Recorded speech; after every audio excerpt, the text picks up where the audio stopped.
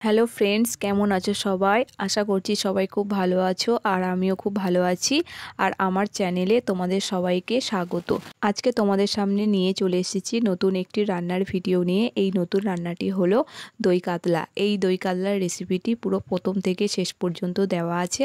আর বন্ধুরা, তোমরা ভিডিওটি পুরোটাই দেখো, দেখলে অবশ্যই তোমাদের ভালো লাগবে। আর যদি ভালো লাগে তাহলে আমার চ্যানেলটি অবশ্যই তোমরা সাবস্ক্রাইব করে আমার পাশে থেকো। বন্ধুরা, দই কাতলা করার জন্য প্রথমে আমি পেঁয়াজগুলো ভালো করে ধুয়ে কুচি কুচি করে কেটে নিয়েছি। আর আদা রসুন এগুলো আমি ভালো করে ছাড়িয়ে ধুয়ে নিয়েছি।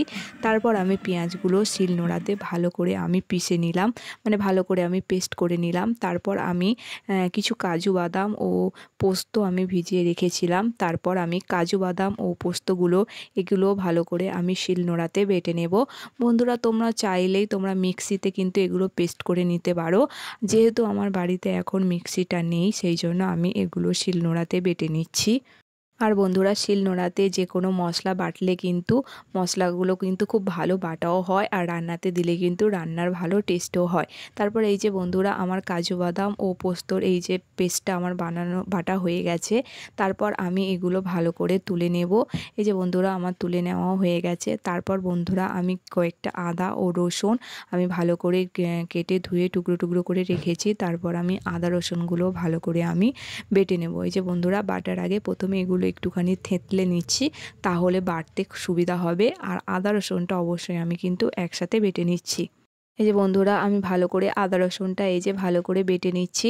তারপর বন্ধুরা, আদা রসুনটা আমার বাটা হয়ে গেলে তারপর আমি মাছগুলো ভেজে নেব। এই যে এখানে 3 পিস কাতলা মাছ আছে, একটা গাদার পিস আছে আর দুটো পেটির পিস রয়েছে। এগুলো আমি একটু লবণ ও হলুদ মাখিয়ে রেখেছি। তারপর আমি মাছগুলো ভালো করে কড়াইতে সর্ষের তেল দিয়ে, আর সর্ষের তেল ভালোভাবে গরম হয়ে গেলে তারপর আমি মাছ 3টে ভেজে নিচ্ছি। বন্ধুরা, ভিডিওতে মাছটা হয়তো দেখাচ্ছে, কিন্তু মাছগুলো কিন্তু খুব বড় বড় পিস। তারপর বন্ধুরা, এই যে তোমরা দেখলে টক দই, দই কাতলাতে কিন্তু অবশ্যই কিন্তু দই তো অবশ্যই দরকার। আর আমি 100 গ্রাম মতন টক দই নিয়ে নিয়েছি। তারপর বন্ধুরা, আমি ভালো করে মানে মোটামুটিভাবে মাছগুলো ভেজে নিয়েছি। দই কাতলাতে মাছগুলো বেশি ভাজতে হয় না, হালকা হালকা করে ভাজতে হয়। যেহেতু আমরা একটু ভালো করে মাছগুলো ভেজে ভেজে খাই, সেই জন্য যে খুব ভালোভাবে ডিপ ফ্রাই করেছি তা নয়, একটু মোটামুটিভাবে মাছগুলো ভেজে নিয়েছি। তারপর বন্ধুরা, আমি কড়াইতে দিয়ে দিয়েছি তেল। তারপর সেই তেলে দিয়েছি শুকনো লঙ্কা ও তেজপাতার ফোড়ন দিয়েছি। আর হ্যাঁ বন্ধুরা, এলাচ থাকলে কিন্তু কয়েক টুকরো এলাচ দিতে পারো। আমার কাছে এলাচ ছিল, কিন্তু আমি এলাচটা দিতে ভুলে গেছি।